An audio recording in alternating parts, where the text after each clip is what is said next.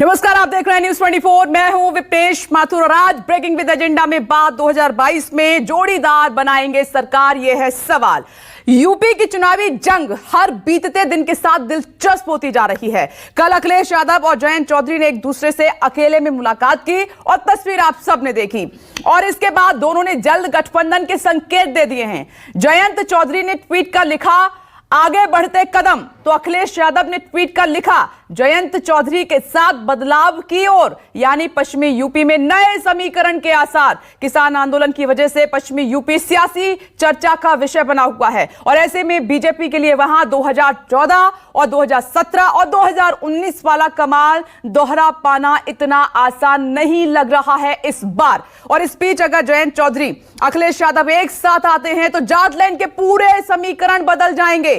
मुस्लिम जाट गठजोड़ अगर बना तो बीजेपी की राह बहुत मुश्किल हो जाएगी। इसी तरह अखिलेश यादव ने पूर्वांचल में भी बीजेपी के पुराने सहयोगी ओम प्रकाश राजभर को अपनी ओर मिला लिया है, जिससे उधर के जातीय समीकरण भी बदलते नजर आ रहे हैं। हालांकि बीजेपी ने निषाद पार्टी के साथ गठबंधन कर अपने वोट बैंक को संभालने की कोशिश की है और इधर प्रियंका गांधी भी छोटे छोटे दलों को कांग्रेस से जोड़ती जा रही है, जिससे कांग्रेस का थर्ड फ्रंट मजबूत हो रहा है। और इन सबके बीच मायावती अकेले लड़ने का ऐलान कर चुकी हैं। उनका दावा है कि वो बिना किसी जोड़ीदार अपने पुराने कामों के दम पर 2022 में सरकार बनाएंगी। तो कुल मिलाकर किसका गठबंधन 2022 में देगा कड़ी टक्कर, यह देखना दिलचस्प होगा और इसका चुनावों पर कितना असर पड़ेगा, इसी मुद्दे पर होगी बड़ी बहस।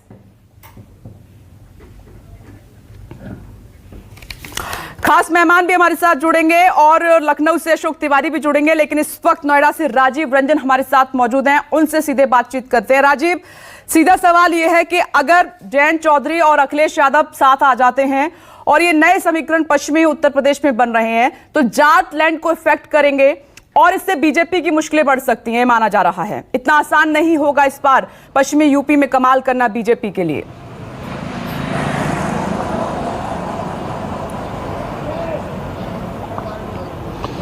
विपनेश, बिल्कुल सही बात है कि इस बार उत्तर प्रदेश में भारतीय जनता पार्टी के लिए एक चुनौती है, लेकिन दूसरी बात यह भी है कि पश्चिमी उत्तर प्रदेश में आज की तारीख में सबसे ताकतवर पार्टी अगर कोई है तो वो भारतीय जनता पार्टी है।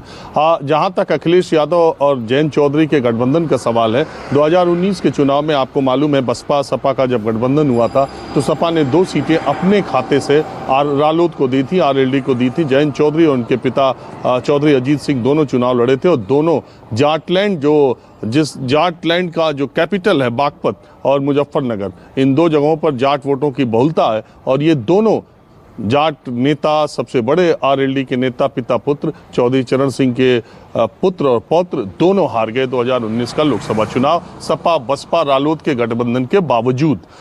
तो ये गठबंधन जो है, वैसे मैंने कल भी कहा था, ये नेचुरल एलाय हैं अखिलेश यादव और रालोद, लेकिन असल सवाल ये है कि 2019 से गंगा में पानी बहुत बह गया है। पिछले 1 साल में किसान आंदोलन जिस तरीके से चला है और भारतीय जनता पार्टी के विरोध का ये जिस तरीके से आंदोलन है, तो जिन वोटों ने भारतीय जनता पार्टी को चौधरी अजीत सिंह और जयंत चौधरी को हरवाने का काम किया, यानी मेरा इशारा जाट वोटों की तरफ है। जाट वोट बहुतायत संख्या में मुजफ्फरनगर दंगे के बाद 2013 के बाद जितने चुनाव हुए उन्होंने एक मुश्त भारतीय जनता पार्टी को वोट दिया और ये बड़ा वोट बैंक है। चौधरी अजीत सिंह के मैदान में होने के बावजूद जाटों ने भारतीय जनता पार्टी को प्राथमिकता दी और इस इलाके में आप देखिए कितनी सीटें, मैं बार बार कहता हूं कि जो 72 में से तो 51 सीटें, जो 14 जिले हैं, अगर उनकी 72 सीटें आप देखें यहाँ से लेकर सहारनपुर तक, उसकी 51 सीटें भारतीय जनता पार्टी ने जीत ली, 75%। तो अब लेकिन अब परिस्थितियां थोड़ी उलट हैं। जाट वोट जो है निश्चित तौर पर पहले की तरह नहीं है। अब ये कृषि कानून रद्द होने के बाद वो कितने वापस आएंगे, 2017, 19, 21 का जो मसला था वो अभी तक कितना उनके दिल दिमाग में है, क्योंकि जाट और मुस्लिम वोटों के गठबंधन की वजह से ही आरएलडी 3 दशकों तक इतनी महत्वपूर्ण, या उसके पीछे भी चौधरी चरण सिंह भी 3 दशकों तक इतनी महत्वपूर्ण पार्टी बनी रही थी। आपको पता है कि चौधरी अजीत सिंह लगातार चुनाव जीतते रहे, उनकी पार्टी जब भी केंद्र में भाजपा की सरकार हो, कांग्रेस की सरकार हो, सुविधापूर्ण तरीके से वो दोनों सरकारों में शामिल होते रहे। ये बात अब पश्चिमी उत्तर प्रदेश की हो गई कि ये जाट वोट काफ़ी निर्णायक होंगे और अब ये उस तरह से बीजेपी के पास नहीं है। हालांकि चुनाव अभी काफ़ी दिन है, अभी बहुत उलटफेर होंगे, बहुत मुद्दे आएंगे। पूर्वी उत्तर प्रदेश की जो बात आपने कही उसमें निश्चित तौर पर ओम प्रकाश राजभर एक बहुत बड़ा डिसाइडिंग फैक्टर है। 50 विधानसभा सीटों में उनके 8,000 से लेके 30,000, 40,000, 50,000 तक वोट हैं और अभी भी राजभर वोटों में ज़्यादा परसेंटेज उन वोटरों का है जो ओम प्रकाश राजभर के साथ है। पिछले 20 वर्षों की उनकी एक पार्टी है और उनके वोटों की ताकत को समझकर ही अमित शाह ने उनको 2017 के चुनाव से पहले अपने खेमे में लिया था। वो टूट करके अखिलेश यादव के साथ गए तो निश्चित तौर पर पूर्वांचल में एक और तगड़ी टक्कर भारतीय जनता पार्टी को देखने को मिल रही है। और सबसे बड़ी बात यह है कि जब आप 14 साल के वनवास के बाद चुनाव लड़ते हैं विधानसभा का, तो जनता के दिमाग में एक बात ये रहती है कि इनको मौका दिया जाए। भारतीय जनता पार्टी के पक्ष में पिछले चुनाव में ये बात गई थी। अब 5 साल की सरकार का आपका कामकाज भी है। अब प्रधानमंत्री नरेंद्र मोदी के अकेले चेहरे पर वोट नहीं मिलेगा। अब सीएम योगी आदित्यनाथ को प्रोजेक्ट कर दिया गया है। उनका 5 साल का कार्यकाल है। उनके कार्यकाल के आधार पर भी उनको वोटों का मिलना न मिलना निश्चित होगा। तो ये पिछले 2017 के चुनाव से ये चुनाव निश्चित तौर पर चुनौतीपूर्ण है और विपक्ष के तौर पर अखिलेश यादव अपने समकक्षों में, विपक्षी नेताओं में अखिलेश यादव दूसरों से बहुत आगे चल रहे हैं। बिल्कुल राजीव, आपने सही कहा। इस पर हालात समीकरण दोनों ही बदल रहे हैं। मैं लौट रही हूँ। अशोक तिवारी भी हमारे साथ जुड़ गए, साथ ही खास मेहमान सैफ खान जी हमारे साथ मौजूद हैं। कांग्रेस लीडर डॉक्टर आशुतोष वर्मा हमारे साथ जुड़ गए, Samajwadi party spokes person Anil Dubey साहब भी हमारे साथ मौजूद हैं, आरएलडी स्पोक्स पर्सन। आप सभी का स्वागत है। थोड़ी देर में BJP spokes person Sameer Singh भी हमारे साथ जुड़ेंगे। लेकिन अशोक, मैं आपके पास आ रही हूं। अशोक, औपचारिक ऐलान कब तक और इस बार किस तरीके से डील हो रही है दोनों के बीच में, समाजवादी पार्टी और आरएलडी, क्या फॉर्मूला तय हो रहा है?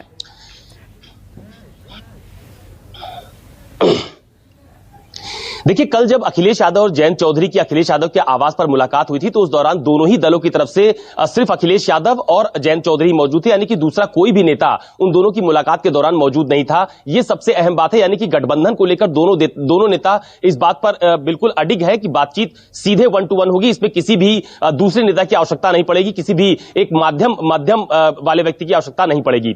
दूसरी अहम बात यह भी है कि कल कई घंटों तक जब मुलाकात जयंत चौधरी और अखिलेश यादव की हुई तो मुलाकात के बाद सबसे पहले जयंत चौधरी ने अपनी एक तस्वीर ट्वीट की थी और ये कहा था अब की बदलाव की ओर, और अखिलेश यादव ने जो तस्वीर ट्वीट की थी उसमें भी कहा था कि जयंत चौधरी के साथ बदलाव की ओर बढ़ते कदम।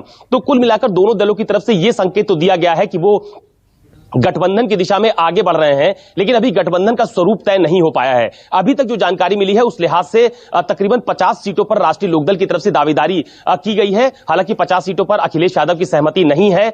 जो अभी जानकारी मिली है उस लिहाज से तकरीबन 30 से 35 सीटों पर दोनों दलों के बीच बातचीत चल रही है। लेकिन इसमें सबसे अहम पेच यह है विपनेश कि आपको याद होगा कि पश्चिमी उत्तर प्रदेश के कई ऐसे कद्दावर नेता हैं जो दूसरे दलों में रहे हैं, यानी कि कांग्रेस और बसपा के नेता। उन्होंने हाल फिलहाल समाजवादी पार्टी की सदस्यता ली थी और उस दौरान उनको टिकट की जो टिकट है उसके लिए उनको सहमति भी दी गई थी कि उनको समाजवादी पार्टी का टिकट दिया जाएगा। तो दोनों दलों के बीच अगर गठबंधन का स्वरूप बनता है तो उन नेताओं को कैसे एडजस्ट किया जाएगा, सबसे बड़ा सवाल यह है। दूसरी बात यह भी है कि 30 से 35 सीटें जो मैं कह रहा हूं इस पर अभी चर्चा चल रही है और यह भी कहा जा रहा है कि कुछ सीटें ऐसी होंगी जिसमें राष्ट्रीय लोकदल के सिंबल पर समाजवादी पार्टी के नेता चुनाव लड़ेंगे, या कुछ सीटें ऐसी होंगी जिस पर समाजवादी पार्टी के टिकट पर राष्ट्रीय लोकदल के नेता चुनावी मैदान में आपको उतरते हुए नजर आ सकते हैं। तो अभी फिलहाल एक मुलाकात हुई है गठबंधन के स्वरूप को तय करने को लेकर, और यह कहा जा रहा है कि 25 तारीख को यानी कि कल एक बार फिर अखिलेश यादव और जयंत चौधरी की मुलाकात प्रस्तावित है। तो दोनों नेता इस बात को चाहते हैं कि गठबंधन का स्वरूप तय कर लिया जाए। एक बात आपको और याद होगी कि लखनऊ में बीते दिनों एक होटल भी बुक किया जा रहा था जिसमें दोनों दलों की साझा प्रेस कॉन्फ्रेंस की बात कही जा रही थी, लेकिन उस दौरान सीट शेयरिंग की बातचीत तय नहीं हो पाई थी। और अब यह माना जा रहा है कि दोनों दलों की तरफ से सकारात्मक पहल की जा रही है, बीच का रास्ता निकालने की कोशिश की जा रही है। और कल भी अखिलेश यादव और जयंत चौधरी की मुलाकात प्रस्तावित है। अगर दोनों के बीच सीट शेयरिंग को लेकर बातचीत तय हो जाती है तो बहुत जल्द लखनऊ में दोनों की साझा प्रेस कॉन्फ्रेंस भी होगी। तो कोशिश यही की जा रही है कि बीजेपी के खिलाफ जो एक छोटे दलों का बड़ा गठबंधन अखिलेश यादव की तरफ से तैयार करने की कोशिश की जा रही है, उसमें राष्ट्रीय लोकदल शामिल रहे। क्योंकि आपको याद होगा कि बीते दिनों जब प्रियंका गांधी और जयंत चौधरी की मुलाकात की तस्वीरें और उनकी मुलाकात की खबरें सामने आई थी, तो उस दौरान यह कहा जा रहा था कि कांग्रेस की तरफ से भी जयंत चौधरी को बहुत बड़ी पेशकश की गई है। तो इस बीच में यानी कि कांग्रेस और लोकदल के बीच में समाजवादी पार्टी और लोकदल के गठबंधन का स्वरूप तय हो जाए, सीट शेयरिंग तय हो जाए और दोनों के बीच आम सहमति बन जाए, उसके बाद दोनों नेता अपनी प्रेस कॉन्फ्रेंस को लेकर यानी साझा प्रेस कॉन्फ्रेंस राजधानी लखनऊ में कर सकते हैं। और यह कहा जा रहा है कि कल तकरीबन तय माना जा रहा है कि दोनों नेताओं के बीच जो सीट शेयरिंग की बातचीत है उस पर मसला हल हो सकता है। ठीक है, थोड़ा सा हमें इसके लिए इंतजार करना होगा। अशोक तिवारी लौट रहे हैं, आइए चर्चा की शुरुआत कर लेते हैं। और डॉक्टर आशुतोष वर्मा, आपसे कर रही हूं आज चर्चा की शुरुआत। एक गठबंधन पहले भी हुआ, फेल हो गया, इस बार कितनी उम्मीद लग रही है? अजय योगी को रोक पाएंगे आप? देखिए विप्लेश जी, भारतीय राजनीति में गठबंधन की राजनीति बहुत पुरानी है। उत्तर प्रदेश में कई दशकों से इसमें सफल प्रयोग भी हुए। ये बात को मैं मानता हूं कि पहले कई ऐसे गठबंधन हुए हैं जिसमें समाजवादी पार्टी सफल भी हुई है, कई में नहीं भी सफल हुई है। लेकिन आरएलडी के साथ हमारा गंडा बड़ा नेचुरल अलायंस है, जैसे राजीव रंजन ने कहा था, और पहले भी हम लोग ने इसके साथ मिलकर काफी तरीके से एकजुटता दिखाई है। इस बार जिस प्रकार से किसानों के लिए लड़ाई आरएलडी, समाजवादी पार्टी और अन्य कई दलों ने की है, उसमें एक चीज निकल के आई है कि पश्चिमी उत्तर प्रदेश में राष्ट्रीय लोकदल समाजवादी पार्टी को एक बढ़त दिखती हुई दिख रही है। और मुझे लगता है ये नेचुरल अलायंस उस पर और मजबूत बन जाता है कि जब वहां पर जो समीकरण है वो और भारतीय जनता पार्टी को गिराने के लिए काफी मजबूत तरीके से खड़े हो सकते हैं। और मुझे लगता है कि अशोक तिवारी जी ने काफी चीजें बता दी हैं, काफी चीजें पब्लिक डोमेन में भी आ गई हैं। वो मुश्किल आज या कल तक इसकी सीटों की घोषणा भी हो जाएगी और उसके बाद ये गठबंधन मजबूत हो जाएगा। इसके अलावा हमारे पास ओम प्रकाश राजभर जी का भी गठबंधन है, हमारे पास जनवादी पार्टी भी है और हमारे पास महान दल भी। तो ये कई ऐसे क्षेत्रीय दल हैं जिनको अपने अपना रसूख अपने अपने एरिया में रखते हैं और इनके साथ मिलकर समाजवादी पार्टी एक बड़ी बढ़त के साथ में 2022 में सरकार बनाएगी।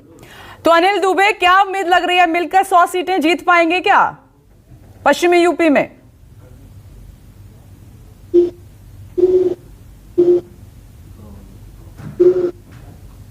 समाजवादी पार्टी मिलकर के उत्तर प्रदेश में भारतीय जनता पार्टी को हराने के लिए मैदान में आ रहे हैं। दोनों के बीच में वैचारिक सहमति है, दोनों के बीच में गठबंधन लगभग तय है, बातचीत अंतिम दौर में है और दोनों नेताओं के बीच में आपसी समझ है और दोनों मिलकर के उत्तर प्रदेश से भारतीय जनता पार्टी को हराना चाहते हैं। और भारतीय जनता पार्टी 403 सीटों पर हारने की स्थिति में है। वो भारतीय जनता पार्टी के खिलाफ जनमानस में माहौल है और दोनों नेताओं ने, राष्ट्रीय लोकदल के राष्ट्रीय अध्यक्ष चौधरी जयंत सिंह जी ने और समाजवादी पार्टी के राष्ट्रीय अध्यक्ष माननीय अखिलेश यादव जी ने यह तय कर लिया है कि उत्तर प्रदेश में हम भारतीय जनता पार्टी को परास्त करके दम लेंगे और उत्तर प्रदेश को विकास की ओर ले जाएंगे। गठबंधन तय है, भारतीय जनता पार्टी का जाना तय है, इसमें कहीं कोई संशय नहीं है।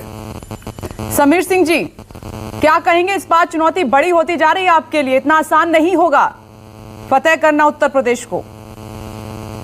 देखिए विपिनेश जी, अभी मैं अशोक जी को भी सुन रहा था और सपा और लोकदल के भी प्रवक्ता को सुना। गठबंधन पहले भी हुए। 2019 में लोकसभा के चुनाव में जो बड़ा गठबंधन हुआ था सपा बसपा का, उससे बड़ा गठबंधन देश के अंदर कोई नहीं हो सकता है। लेकिन फिर भी भारतीय जनता पार्टी ने आदरणीय मोदी जी के नेतृत्व में जो काम किया था, योगी जी के नेतृत्व में जो उत्तर प्रदेश का विकास किया था, उस विकास के मॉडल को आगे रख के हम चुनाव लड़े थे और हमने सपा बसपा के गठबंधन को पराजित और बुरी तरह से पराजित किया। पराजित ही नहीं किया। आदरणीय मोदी जी और योगी जी में उत्तर प्रदेश की जनता का विश्वास है। अगर गठबंधन की राजनीति को देखेंगे विपिनेश जी, तो समीकरण बदल रहे हैं। इस बात पूर्वांचल में ओम प्रकाश राजभर ने साथ छोड़ दिया, इधर आप देखिए जयंत चौधरी और अखिलेश यादव आपको चुनौती दे रहे हैं पश्चिमी यूपी में। मैं उसी पे आ रहा हूँ।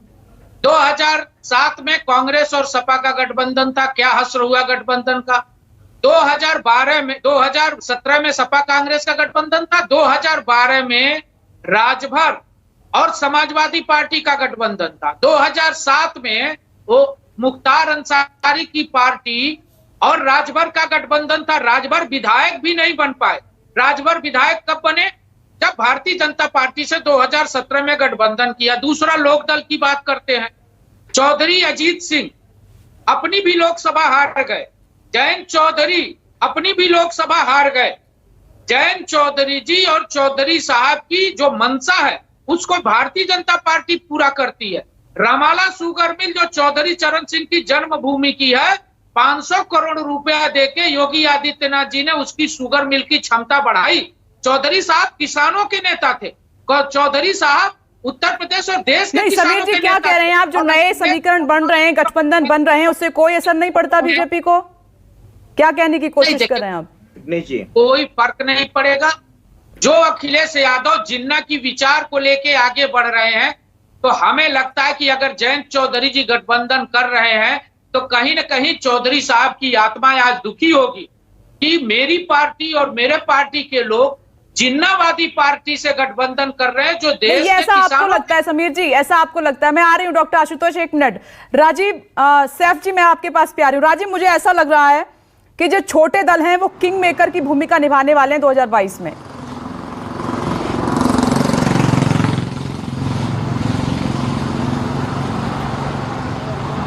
देखिए विपनेश, पीछे के जो अनुभव है उत्तर प्रदेश में, मैंने आपको बताया कि भारतीय जनता पार्टी एक अजेय पार्टी के तौर पर रही, चाहे गठबंधन कोई भी हो जाए।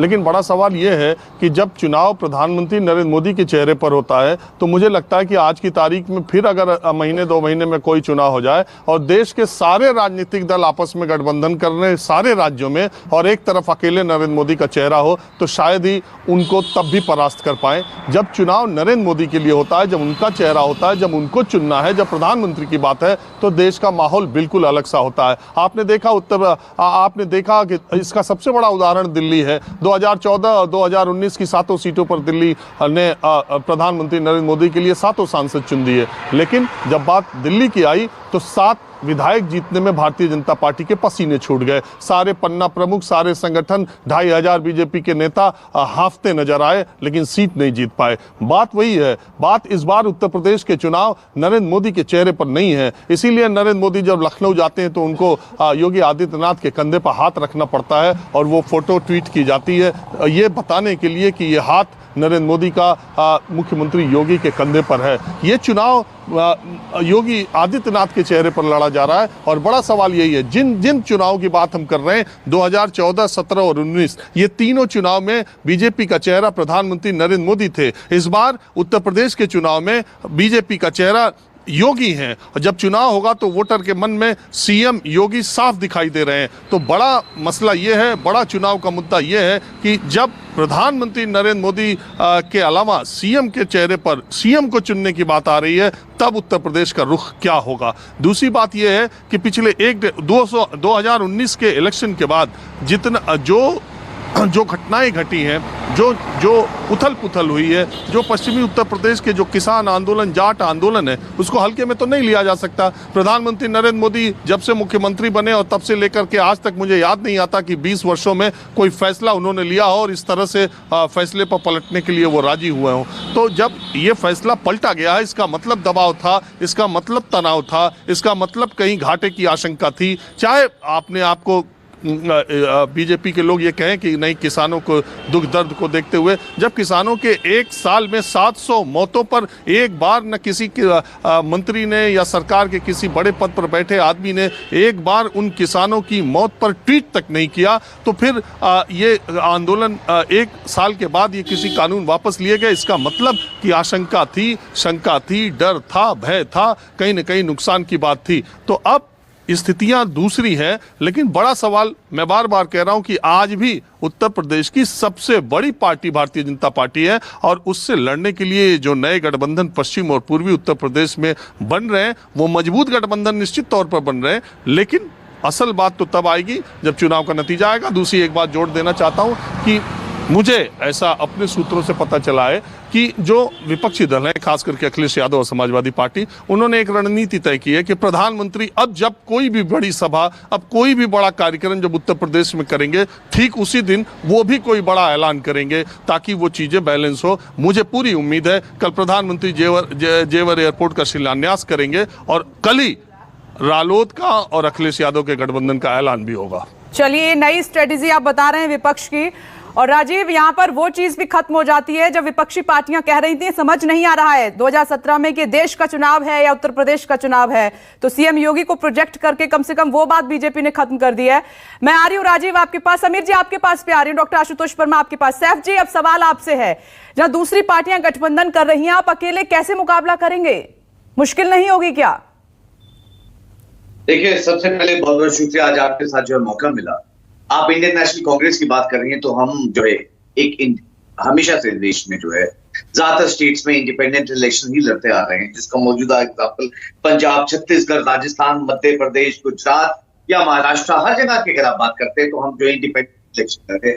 यहाँ तक कि ऐसे लड़े कि गुजरात में जो है मोदी जी अपनी विधानसभा हार गए और अमित शाह जी अपनी विधानसभा हार गए। तो हम जो है हर जगह इंडिपेंडेंट और बहुत बढ़िया तरीके से हमने जो हमें जनता का प्यार मिला है और हमने जो है उसी विश्वास के साथ उत्तर प्रदेश में भी आगे बढ़ते जा रहे हैं। और मुख्य विपक्ष का हमने जो उत्तर प्रदेश में है ये मुख्य विपक्ष की जो जिम्मेदारी है वो निभाई है। चाहे अगर आप बात करते हैं, चाहे बुजुर्ग बच्ची को जो है पेट्रोल डाल के इन भाजपाइयों ने उस बच्ची को जो है आग लगा दिया हो, या हमने वो ऐसा अत्याचार जो है महिलाओं के उत्तर प्रदेश में बढ़ते हुए देखा हो जहाँ 11 से 12 रेप एक दिन में रजिस्टर हो रहे हैं, या आपने जो है मौजूदा एग्जाम्पल जो है टेरी मिट्टी की बात करते हैं, यहाँ किसानों को जो है इनके मिनिस्टर जो है इनके बेटे जो है चल दिए जाते हैं, उन किसानों को लगातार जिनको अभी बात के 700 से ज्यादा जो है किसान जो है वो अपनी जान खो चुका है और किसान हमारे देश में 80% आबादी है। तो मुझे लगता है कि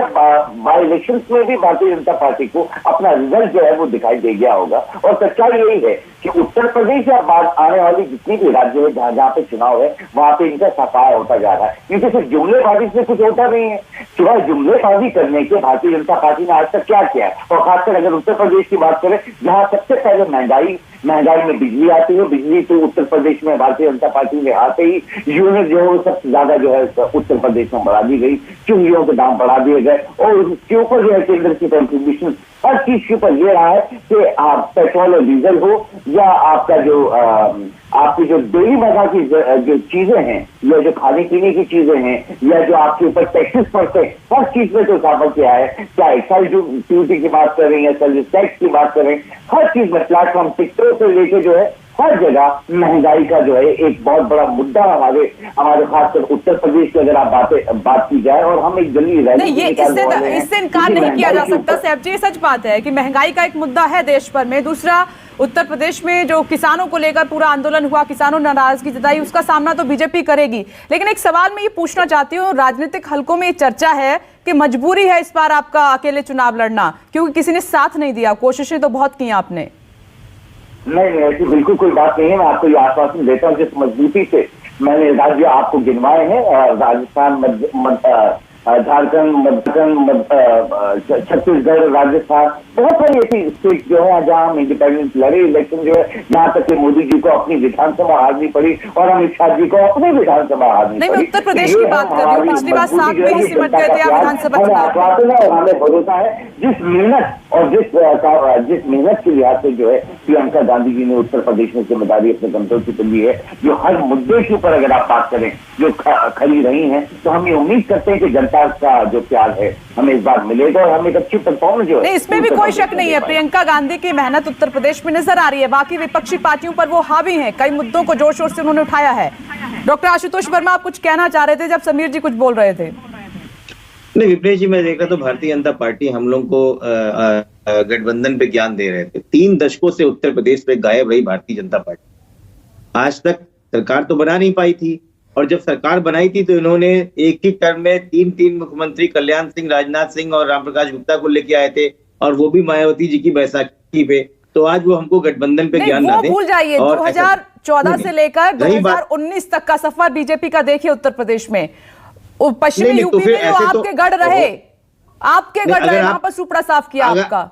नहीं, ऐसा नहीं है कि 2014 के बाद से उत्तर प्रदेश का उदय हुआ है। 2014 के बाद से 4 बार की सरकार समाजवादी पार्टी ने बनाई है, उस समय भारतीय जनता पार्टी का पता भी नहीं था। मैं बात 2014 की करती है तो लगभग 124 सीट की पूर्वांचल पश्चिम की जो सीटें हैं जिसपे जाट का बहुत बड़ा आधिपत्य है, वहां पे किस तरीके से जाटों के साथ भारतीय जनता पार्टी ने चला, जब 17 का चुनाव था तो जाट आरक्षण पे उन्होंने दांव खेला, जब 19 का चुनाव था तो अमित शाह ने खुद आके जाट पे आरक्षण का उन्होंने चुनाव का एक गेम खेला। लेकिन आज तक उस बात को मालूम करने के लिए कोई भी भारतीय जनता पार्टी का नेता बोलने को तैयार नहीं।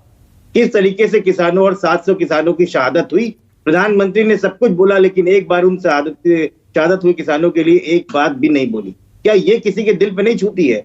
जिस तरीके से पश्चिम उत्तर प्रदेश ने भारतीय जनता पार्टी का साथ दिया था और जिस तरीके से अमित शाह और प्रधानमंत्री मोदी ने अपने दिल से निकाल के बाहर कर दिया है, क्या ये पश्चिम उत्तर प्रदेश को दिखाई नहीं पड़ता है? इन सब का जवाब 2022 में समाजवादी पार्टी और एलडी गठबंधन देने जा रहा है, क्योंकि अहंकार के आगे भारतीय जनता पार्टी को कुछ नहीं दिख रहा है। वो समझते हैं कि हम जिसको चाहे उसको नेता बना सकते हैं, जिसको चाहे जिसको हम जमीन पे ला सकते हैं। तो ये दिखाना जाएगा कि आप किंग मेकर नहीं हो, ये उत्तर प्रदेश की जनता है, वो किंग मेकर है। वो बताएगी कौन नेता होगा, वो बताएगी कौन हम पे राज करेगा। समीर जी, क्या अहंकार ज्यादा बढ़ गया है बीजेपी में? देखिए, अहंकार किसके अंदर है? प्रवक्ता की बातों से हमें लगता है ये समाजवादी पार्टी में है। ये कह रहे थे कि भारतीय जनता पार्टी कहीं थी नहीं। 1993 में पहली बार समाजवादी पार्टी ने बसपा की बैसाखी पर सरकार बनाई और मायावती के हत्या का प्रयास किया, गेस्ट हाउस कांड किया। मैं याद दिला देता हूँ इनको कब ये सरकार बनाई। 2000 अरे आपने कब बनाई ये तो बता दीजिए। सुन लो आपको मैंने आपके बीच में हस्तक्षेप नहीं किया, चिल्लम चिल्ली मत करो, ना समझी की बातें मत किया। सुन लो, 2002 की विधानसभा का चुनाव हुआ, ये कहाँ खड़े थे बता दें। 1996 का हुआ, ये कहाँ खड़े थे बता दें। 2012 में ये सरकार बनाए और 2012 में सरकार बनाए मुलायम सिंह के नाम पर और अखिलेश यादव जी मुख्यमंत्री बने और नासमझी की बात करने वाले, अहंकार की बात करने वाले अपने चाचा और पिता को अखिलेश यादव ने पार्टी से बाहर का रास्ता दिखा दिया। जो उत्तर प्रदेश जानता है कि अखिलेश यादव अहंकारी है कि भारतीय जनता पार्टी अहंकारी है, ये उत्तर प्रदेश की जनता जानती है। और 2017 में कांग्रेस से गठबंधन करके लड़े, इनका क्या असर हुआ ये पूरा उत्तर प्रदेश जानता है। गायत्री प्रजापति बलात्कारी इनकी पार्टी का नेता था। अमेठी से कांग्रेस के राहुल गांधी और अखिलेश यादव ने चुनाव प्रचार की शुरुआत की थी। आज सजा यात्रा है बलात्कार के केस में गायत्री प्रजापति। विपनेश जी का ये सब बातें इसमें से कहा कि ये अहंकार की बात करें, अहंकार कितना है उत्तर प्रदेश की जनता जानती। हम विकास के आधार पर चुनाव लड़ने जा रहे हैं। माननीय मोदी जी ने 2014 में यानी विकास की बात कही थी, सबका साथ सबका विकास सबका विश्वास की बात। हम आगे बढ़ रहे हैं, हम 5 लेकिन समीर जी, इस बार प्रधानमंत्री नरेंद्र मोदी चेहरा नहीं है उत्तर प्रदेश में, योगी है, इसीलिए कहा जा रहा है कि वो तो लहर थी, तो ऐसे ऐसे नेता जीत गए आपकी जिनकी उम्मीद नहीं थी, तो इस बार वो लहर नहीं है उत्तर प्रदेश में, तो क्या चुनौती बड़ी है? 47 सीटें ये भारतीय जनता पार्टी जुमलेबाजी करने से भारतीय जनता पार्टी और उनके प्रतिनिधि कभी तो मानेंगे नहीं। चाहे उत्तर प्रदेश में मैंने अभी एग्जांपल दिया, 2017 का बजट खोल के देखा है इन्होंने। ये बात करते हैं कि योगी जी पे मैं बता रहा हूँ जो स्वच्छ भारत। समीर जी 1 मिनट रुक जाइए, 1 मिनट समीर जी रुक जाइए, 1 मिनट रुक जाइए। 10वीं क्लास के छात्र को जो है आपने जो स्कॉलरशिप का वादा किया था वो आज तक कंप्लीट नहीं हुए। फ्री वाईफाई जो डिग्री कॉलेजेस में देने की बात की थी वो आज तक कंप्लीट नहीं हुए। स्टेट में फ्री वाईफाई की बात की थी वो आज तक नहीं हुआ। चलिए ठीक है, ये गिना चुके हैं, आप गिना चुके हैं। डॉक्टर आशुतोष वर्मा, जल्दी से आप कुछ कहना चाह रहे हैं, जल्दी से बोलिए, फिर मैं लखनऊ जाती हूँ। बोलिए डॉक्टर, आज सेफ से आ रही हूँ, ये आप काउंट करा चुके हैं और समीर जी ने सुन लिया है, मैं आती हूँ। डॉक्टर आशुतोष वर्मा जल्दी से। समीर जी ने इतिहास बताया है ये, लेकिन इतिहास बताना भूल गए हैं कि 2002 में 88 सीटें, 2007 में भारतीय जनता पार्टी की 51 सीटें और 2012 में 47 सीटें। मतलब लगातार धरातल में जाती भारतीय जनता पार्टी समाजवादी पार्टी को इतिहास समझाने की कोशिश कर रही है। लगातार बैसाखियों पे खड़ी, पहली बार 3 दशकों में पहली बार उत्तर प्रदेश की जनता ने इनको दिया है, तो यह अहंकार है। और हमको बता रहे हैं जो हम 4 बार की उत्तर प्रदेश की सरकार, अरे ये माननीय नेताजी थे जो बिना पार्टी के मुख्यमंत्री बने थे। आप जैसे कि यहाँ नहीं है कि एक ही टर्म में कभी राजनाथ सिंह को बना देते हैं, कभी रामप्रकाश गुप्ता को बना देते हैं, कभी आप कल्याण सिंह को बनाते हैं। आपके पास तो नेता नहीं है और 2017 में भी पिछड़ों के नाम पे चुनाव लड़ा और पिछड़ों को आपने स्कूल में बैठा दिया। और खबर ये मिल रही है doctor Ashutosh Verma deputy CM का पद मांग रहे हैं जयंत चौधरी, तैयार है समाजवादी पार्टी देने के लिए? एक मिनट रुक जाइए समीर जी, 1 minute. Doctor Ashutosh Verma deputy CM का पद मांग रहे हैं, खबर ये मिल रही है जयंत चौधरी, समाजवादी पार्टी तैयार है देने के लिए अगर जीतती है तो? देखिए विपनेश जी, कैसा है कि कोई भी पद यहाँ पे कोई बात नहीं है। आरएलडी हमारे साथ एक नेचुरल अलायंस है और यहाँ पे सभी आदमी अखिलेश यादव के नेतृत्व में जीतता है गठबंधन तो क्या डिप्टी सीएम का पद देंगे आरएलडी को आप? नहीं, मुझे नहीं लगता इसमें कोई बहुत बड़ी परेशानी की बात में है। भारतीय जनता पार्टी तो पिछड़ों से सरकार में आई और पिछड़ों का हक छीन ले गई। हम तो कम से कम अपने साथियों को साथ में रखें। मतलब आरएलडी से डिप्टी सीएम बन सकता है अगर जीत होती है तो, ये कह रहे हैं आप? हाँ, हम किसी की तख्ती जो है लोग गोंद से निकाल के नहीं फेंकते, हम किसी भी मंत्री को स्टूल पे नहीं बैठाते। हम जानते हैं कि प्यार में और दिल में होना चाहिए। चलो ठीक है, ठीक है, मैं आती हूँ अशोक, बस 1 मिनट में आ रही हूँ अशोक, बस 1 मिनट में आ रही हूँ। अनिल जी, आपने समीर जी को सुना, उन्होंने कहा कि जयंत चौधरी आज अलायंस कर रहे हैं, आरएलडी के जो बड़े नेता हैं, जो जन्मदाता हैं, उनको दुख हो रहा होगा कि वो समाजवादी पार्टी के साथ जा रहे हैं। देखिए, आरएलडी के जन्मदाता, आरएलडी के संस्थापक और इस देश के सबसे बड़े किसानों के रहनुमा चौधरी चरण सिंह जी की आत्मा तो उस दिन रोई जब 700 किसान शहीद हो गए। और 700 किसानों के शहीद होने पर इस देश के प्रधानमंत्री ने जो छोटी छोटी बातों पर ट्वीट किया करते हैं, उन्होंने किसानों की शहादत पर कभी कुछ नहीं बोला। भारतीय जनता पार्टी शहादत का, किसानों की शहादत का इंतजार करती रही और काले कृषि कानूनों को जब इतने किसानों की शहादत हो गई तब जाकर के उन्होंने वापस लेने की घोषणा की और वो भी अभी संसद में उसको पास करने के लिए कोई बात नहीं की। किसानों की आमदनी 2 गुना करने का वादा किया था, लेकिन वो आमदनी आज भी जो है 2 गुनी क्या, उनकी आधी रह गई। किसानों को लागत का 1.5 गुना मूल्य नहीं मिला। ये सारी चीजें जो थी, ये चौधरी साहब जो है इसका सपना देखते थे। वो किसान को खुशहाल देखना चाहते थे और इनको इतना प्रचंड बहुमत उत्तर प्रदेश में मिला था और इन्होंने जो वादे किए थे, इन्होंने एक भी वादे को पूरा करने का काम नहीं किया। अब उन्हीं बातों को लेकर के, किसानों के उत्थान को लेकर, किसानों की आमदनी को 2 गुना करने के लिए लेकर के, किसानों को लागत का 1.5 गुना मूल्य देने को लेकर के, इन मुद्दों को लेकर के राष्ट्रीय लोकदल के राष्ट्रीय अध्यक्ष चौधरी जयंत सिंह जी उत्तर प्रदेश में लगातार किसानों के बीच में काम कर रहे हैं, किसानों का आशीर्वाद ले रहे हैं। किसान पंचायतें करके उन्होंने केंद्र की सरकार को मजबूर किया कि वो किसान जो तीनों के काले कानून हैं उनको वापस लेने की बात करें। समीर जी, आज जो है जो ये गठबंधन होने जा रहा है, ये नेचुरल गठबंधन है। स्वर्गीय चौधरी चरण सिंह की विचारधारा यही थी और ये दोनों दल के लोग एक दूसरे के साथ पहले काम कर चुके हैं। इनके बीच में समान विचारधारा है, समान सोच है, समान परिकल्पना है और चौधरी साहब के विचारों की, चौधरी साहब के सिद्धांतों के अनुरूप ये गठबंधन भारतीय जनता पार्टी को परास्त करने का काम करेगा। चलिए, आप कह रहे हैं कि मिलकर बीजेपी के अभेद्य किले में सेंध लगाएंगे। अशोक तिवारी, मैं आपसे ये जानना चाह रही हूं कि जयंत चौधरी, क्योंकि देखिए किसानों का बड़ा मुद्दा तो है इस बार उत्तर प्रदेश में और बीजेपी भी इसको समझ रही है और इसीलिए कितनी तब्दीली कर दी गई, वो फैसले वापस ले लिए गए जिनकी उम्मीद ही नहीं थी। तो अशोक तिवारी, जयंत चौधरी अगर जा रहे हैं अखिलेश यादव के साथ तो उनके लिए कितना फायदा और बीजेपी के लिए कितना नुकसान?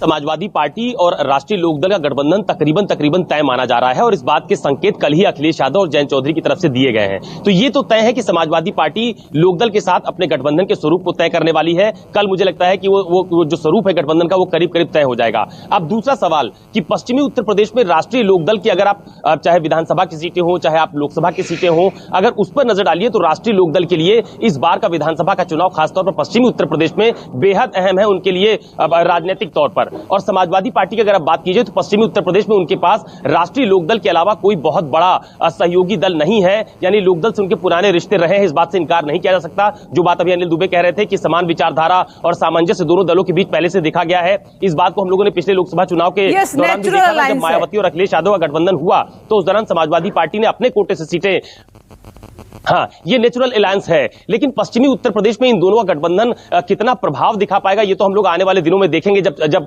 चुनाव धीरे धीरे और परवान चढ़ेगा। लेकिन इतना जरूर है कि अगर आप अखिलेश यादव की बात कीजिए तो अखिलेश यादव इस बार यूपी विधानसभा के चुनाव में तमाम उन छोटे छोटे छत्रपों को साथ लेकर चलना चाहते हैं जिनका अपने पर्टिकुलर अपने एरिया में तो क्या प्रभाव माना जाता है। शिवपाल भी साथ आ रहे हैं क्या? उन्होंने छोटा दल तो उन्होंने भी बना लिया है, प्रकाश राजभर के साथ गठबंधन किया।